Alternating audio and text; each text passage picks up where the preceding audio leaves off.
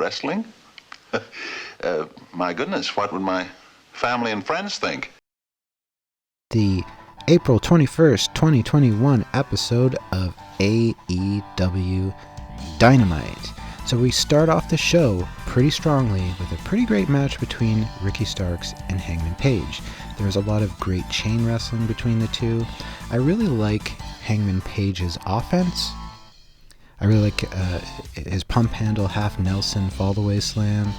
And there were a lot of good spots between the two of them here. There, at one point, Page belly-to-back suplexes Starks and throws him over his head. And Stark tries to land on his feet, and he does, but he also doesn't quite fully get the rotation, so he also ends up landing on the back of his head and neck, so it looked a little bit brutal that he did that, but there are a lot of great power moves and a lot of great athleticism shown by both competitors. Starks hits a really nice sit-out powerbomb. Hangman Page with an avalanche fall-away slam off the top rope. He looks for a buckshot lariat attempt. Starks avoids it. Starks hits a spear. Starks tries another powerbomb. Page reversed that, tries for a deadeye. Starks reverses that. And then Hangman Page ends up getting I think it was a cross buttocks throw, classic catch wrestling maneuver, and ends up winning with a sort of cross-face cradle, so a submission move. So a lot of great stuff in this match. I really enjoyed it, and I thought it was a really strong way to start off the show. Team Taz comes out and gangs up on Hangman Page, but he's quickly saved by the Dark Order. And overall, as a wrestling match, I thought this was a lot of fun. And one thing I really enjoy about AEW is that they have the tendency to start off their programs right away with a wrestling match, right? If there's one thing that I don't like about WWE is that, you can go an hour into a WWE show, and particularly Raw, you can go an hour in, and they've had maybe an overall 10 minutes of wrestling an hour into their program, and they didn't do this here. Now, I don't want to compare AEW and WWE too much here, but our second match, Penta versus Trent, and I'm saying his name like that because they spell his name with a question mark at the end of it. This match started off, I enjoyed it. It started off pretty intense, a little bit of chain wrestling there. Penta at one point takes off his glove and throws it at Trent, which I just thought, kind of a weird spot, but Penta very clearly, I guess, more of a heel here in this match against Trent. There are a couple of moves, a couple of things in here that I didn't really like or didn't really make sense to me, so this was overall probably my least favorite wrestling match of the night, which isn't to say that it was terrible. At one point, Trent does an apron pile driver to Penta, and Penta's head clearly nowhere near the mat, and commentary tries to cover up for it. But anyway, Alex gets on the mic and he starts telling Trent that he sucks, that his friend sucks, and that his mama sucks. And then that really sets Trent off, and he goes after him. And anyway, Penta ends up getting a package pile driver on him and getting the win. Next we have an interview with MJF in the Pinnacle, but mostly MJF doing the talking here by JR. And this was another really great segment. I really like, if one thing I think that AEW does very well, it's their promo segments, right? They have some people like Chris Jericho, but MJF also really good on the mic. And, at one point, Wardlow via Tully Blanchard gives MJF a new scarf. He's going from Burberry to silk, but he's got like the same plaid pattern. And JR says it's like a scene from a John Wayne movie. But we also get a lot of intensity here, right? A lot of intensity from MJF. And I really enjoyed this segment. So that's going to be another thumbs up for the program tonight. our third match for the evening is for the women's title, and Tai Conte versus Hikaru Shida. And before the match, we get a nice little promo package between the two of them. We see both of them training. Hikaru, she's training out on the beach, and that all looks great. And this match itself, also, really another solid wrestling match, right? A lot of good exchange of strikes, submission attempts, brain busters on the outside. At one point, Shida goes through a sequence of a bow and arrow, a body scissors, a surfboard, and a camel clutch, like all submission attempts, chaining them all together. I thought that all looked great. Tai Conte, she had her, her three judo throws and her pump kicks and all of that kind of sequence. Just a lot of hard-hitting maneuvers, a lot of big spots, top rope sentence. Shida with a very nice falcon arrow gets her a 2 count. So a lot of near pinfalls, but ultimately Shida ends up going over and retaining her title when she hits the katana and retains the belt, right? And Britt Baker comes out, and they have the screen up behind her showing the what's the word that I want? Showing the women's placement for the contendership, and she's now number 1 based off of her record. So I'm guessing we're going to see Hikaru Shida versus Britt Baker sometime soon. So now Chris Jericho and the Inner Circle come out, and we have our usual sing-along. We have Chris Jericho on the mic doing his thing. Again, a lot of good intensity, a lot of just a good high energy, sort of believable and sort of natural promo here from, of course, it's Jericho, so he's great at doing these things. One weird spot, Jake Hager flicking straws, and he says, "You're gonna be sucking your own meat through a straw." And I thought, like, well, did he intend to say it that way? Because there's implications about sucking your own meat, that phrase, that I don't know whether he intended it to come out that way or not. But anyway, overall, another really good promo. Jericho tries to create his own show tune here, referencing MJF and his musical theater background. He tries to create his own show tune, and I don't know if he started censoring himself here, but his rhymes, he's not very good at rhyming. He's not very good at rhyming. But anyway, they're hyping up the Blood and Guts pay-per-view. So again, pretty high intensity here, which was great, and another solid promo. Our fourth match, Billy Gunn, the Badass versus QT Marshall, and QT Marshall comes out with the Factory. Billy Gunn ambushes them all on the ramp, taking the fight to them. I don't have a whole lot to say about this match. This was, a decent mid-card match. Billy Gunn looking, he must be in his 50s now, but he's looking pretty solid. He's looking pretty strong. But anyway, there's some interference that goes on here, as is usual with these sort of these matches involving factions. And his kids even get into it at one point, helping him out there against Nick Camarato.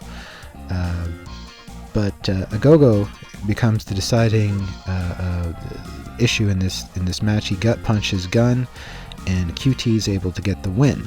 Now the Factory, they were going to break a wooden chair over Billy Gunn's head, but Dustin comes out to the rescue. He fights them away. He gets hold of the wooden chair, and it's a gimmick chair, obviously, but he breaks it over Nick Camarato's head, and Nick Camarado no-sells it. So, I thought that looked great as well. Made Camarado look like a beast, like a bishy Bruiser Brody, like a bishy Bruiser Brody, yeah. And then we get a kind of quick segment here with the Elite in their trailer, and they're calling out Moxley and Kingston, and Omega he gets distracted by this horn honking on the outside, right? So we cut to the outside. We see Moxley in a pickup truck and he's honking the horn, and then he rams the Elite's trailer. And then he and Kingston get out. They got a lead pipe. They're busting up the windows. They break open into the trailer, and we don't see inside the trailer, but the Elite are no longer there. So this is another one of the weird points of this program, is like, the way this was presented made it seem as though the Elite being in their trailer and Moxley ramming the trailer were two concurrent things, and so there was no way for them to egress from the trailer with Moxley ramming it. So they just kind of disappeared. So I don't know if they all have teleportation powers now. I don't know if they have that Matt Hardy gimmick or that Fiend gimmick now. They can all just teleport out of the way. But that was kind of odd that they did that. It didn't really make a whole lot of sense.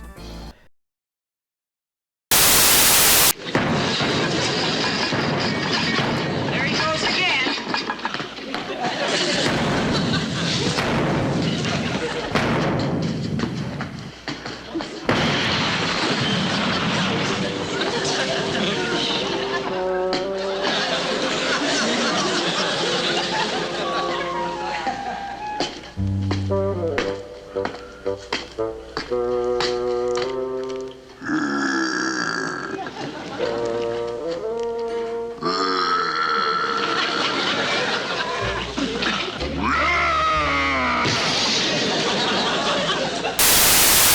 So now we get Hobbs versus Christian, and this was another really, I think, good story in this match, right? You have the younger powerhouse in Hobbs versus the ring veteran, the sort of the more agile, the more ring savvy one in Christian.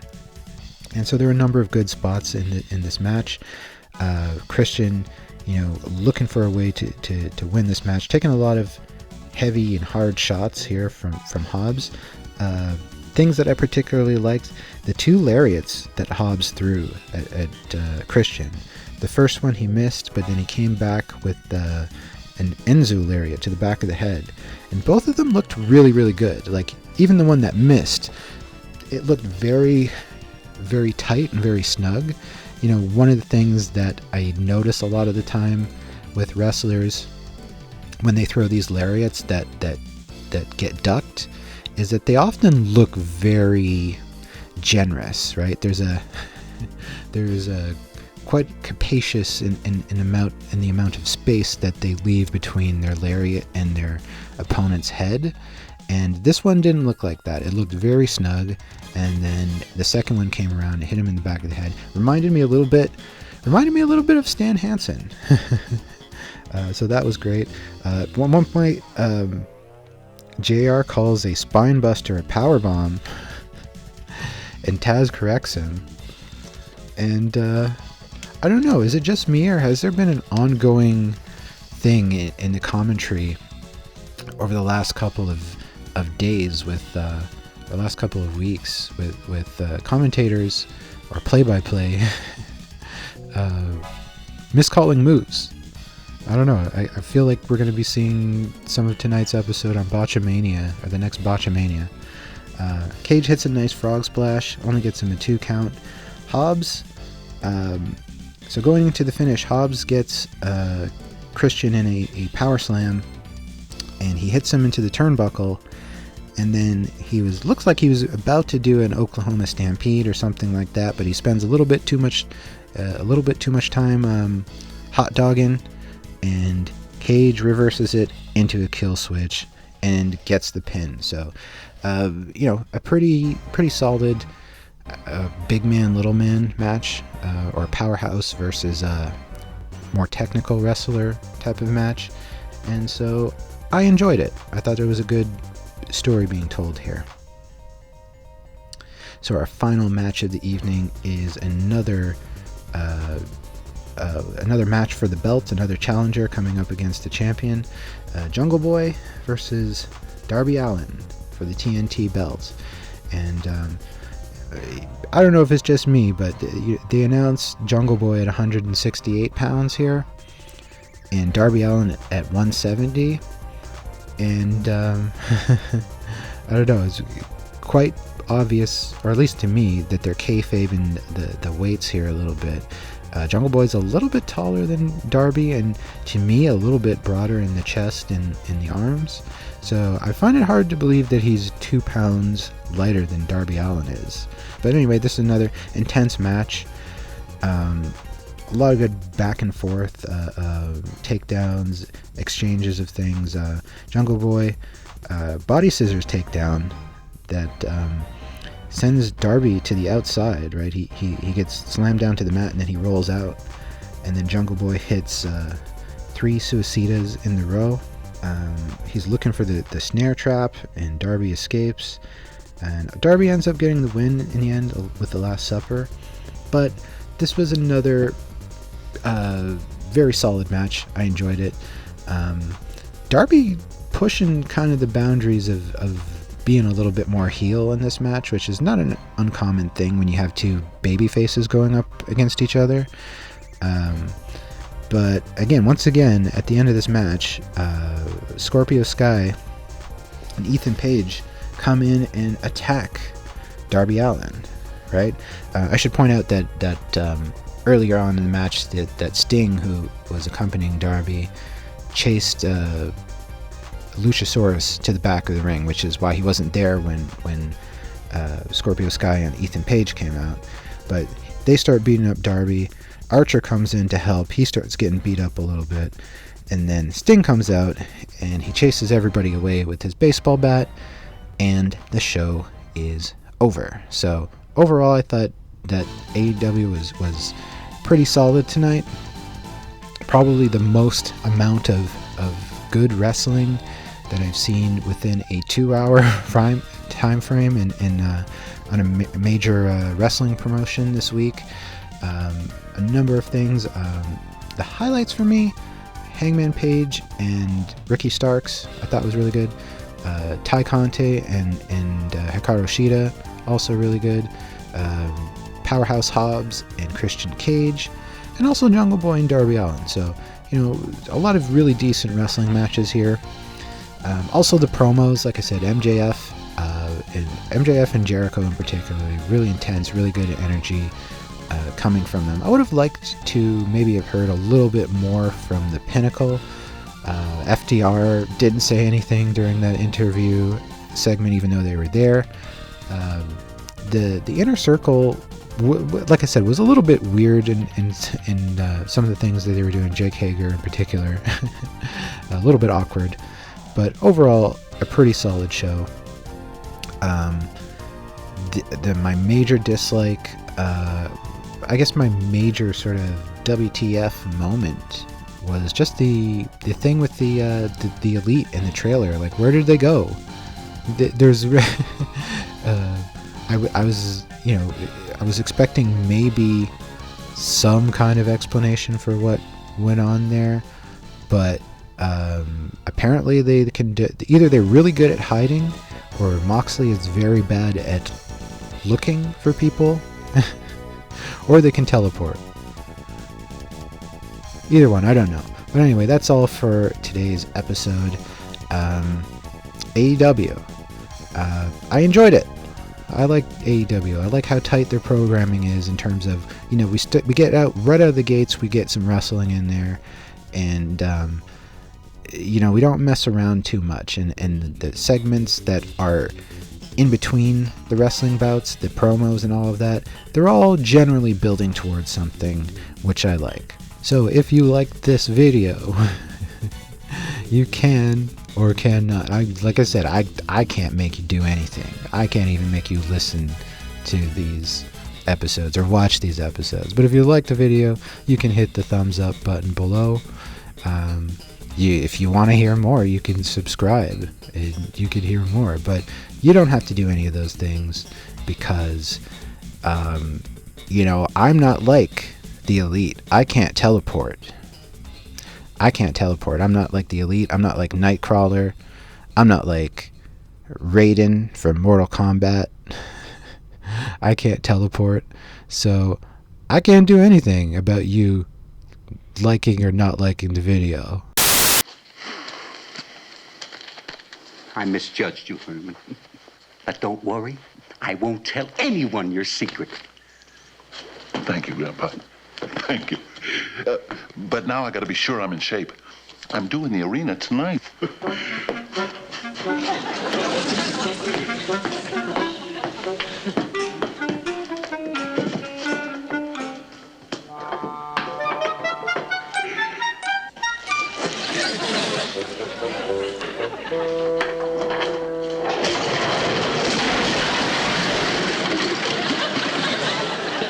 I guess I'd better quit.